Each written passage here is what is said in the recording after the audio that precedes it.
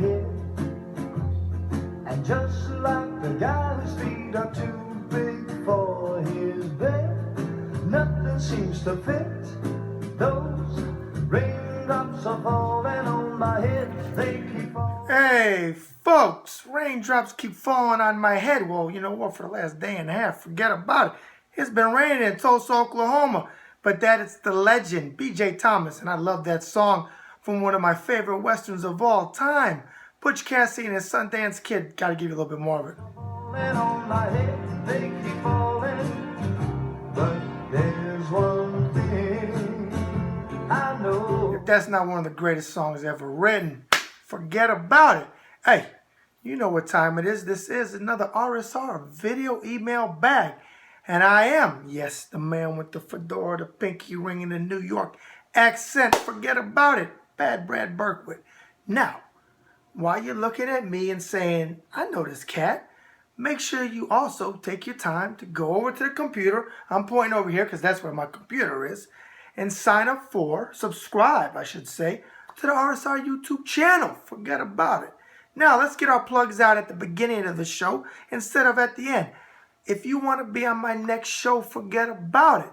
Make sure you send your questions to Ringside Report 2014 at gmail.com.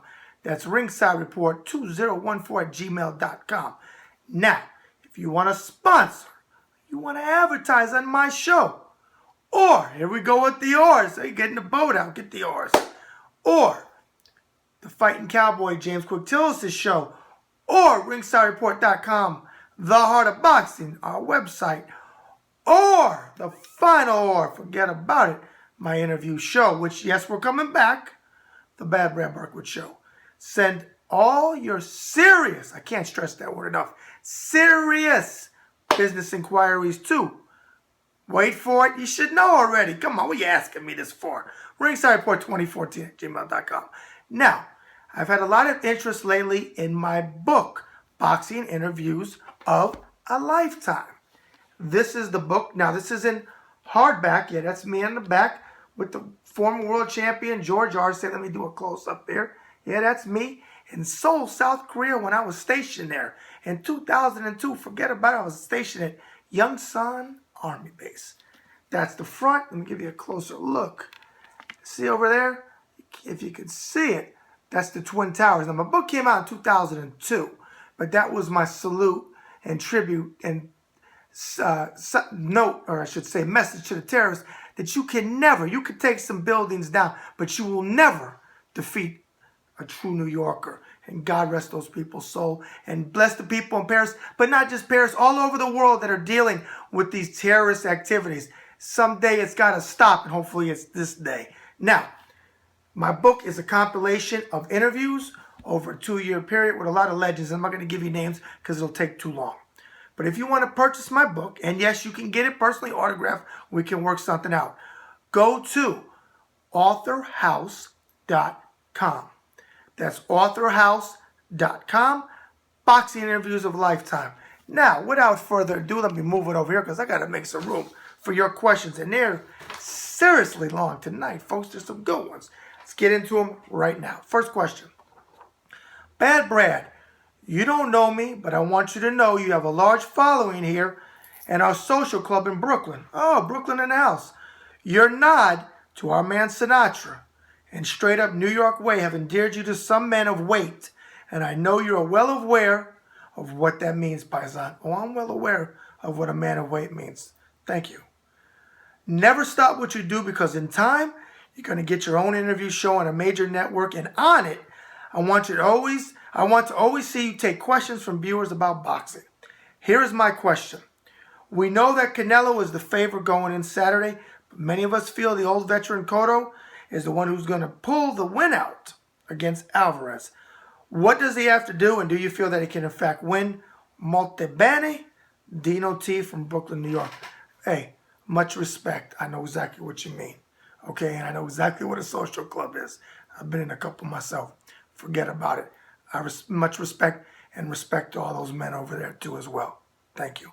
Thank you for following the show. Now, your question was, what does Cotto have to do to win? Well, he's got to avoid that power, which I think Canelo shows in the first 4 or 5 rounds.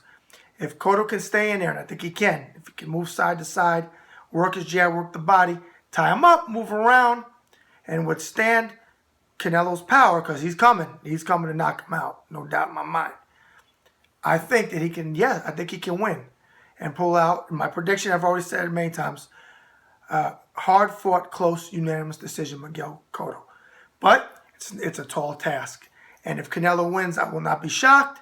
It will not be a huge upset. But I think Cotto, the maestro, is going to pull this one out. We'll see.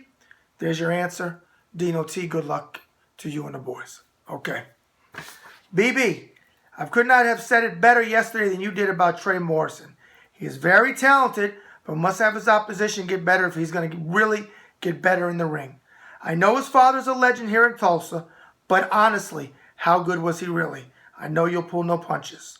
Joshua P., Tulsa, Oklahoma. Well, Joshua P., my homeboy from Tulsa, Oklahoma. Obviously, you're talking about Tommy the Duke Morrison. Okay, how great was he? He was a damn good fighter. Okay, the knock was his chin. He didn't have the greatest chin, but he had power, and power is the equalizer of everything.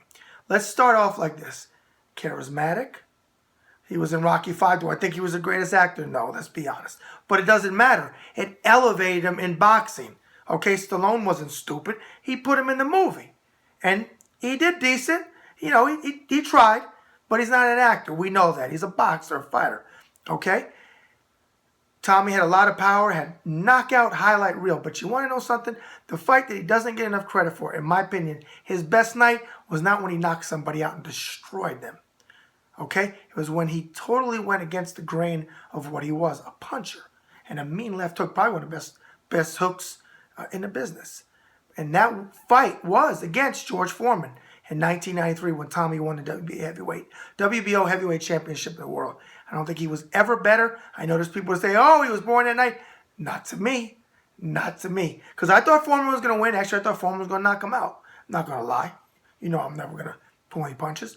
Tommy fought brilliantly. I'll get it out. Brilliantly in that fight. Okay?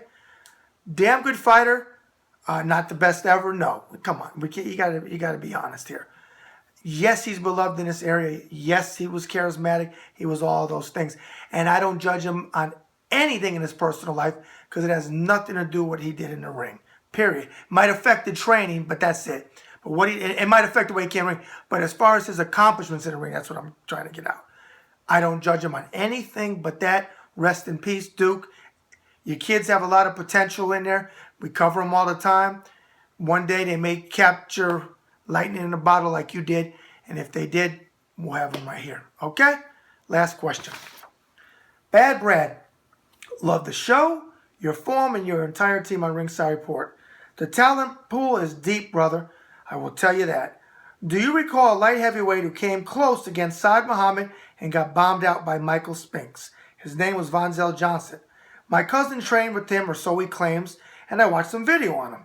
Talented fighter who I think would have done much better and probably been a champion in this era compared to his era, which to me was the greatest in the light heavyweight division.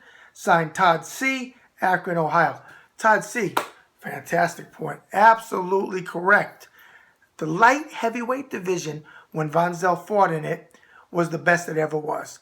And he got close with Saad Muhammad, but he got knocked out and he got steamrolled pretty much by Michael Spinks. He trained with Angelo Dundee. He actually trained at the gym I trained at, where Quick Tillish trained back in the day in North Miami Beach in the early 80s, called Allen Park. That's where I trained from 80 to 83.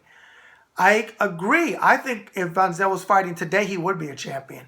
I don't know if he'd take Sergey Kovalev's best punch, but he had movement, and he might be able to nullify that with movement and being slick in the ring like he was. But if ever he was going to be a champion, absolutely, I agree. And I have to tell you, he's actually a buddy of mine. Came to my retirement in the Pentagon from the Navy in 2006. He works in Columbus, Ohio. He's head of security there, or he was at the Columbus Library. I believe he still is. We don't talk to each other as much as we used to, but from time to time, we reach out. Fantastic guy, class act, damn good boxer, and I'm glad that you remember him because he deserves to be remembered. All right, folks, there's no plugs to do, so let's end it like this. It's another show in the can. And as Frank Sinatra sang so eloquently, so long ago. The best is yet to come. Bad Brad out.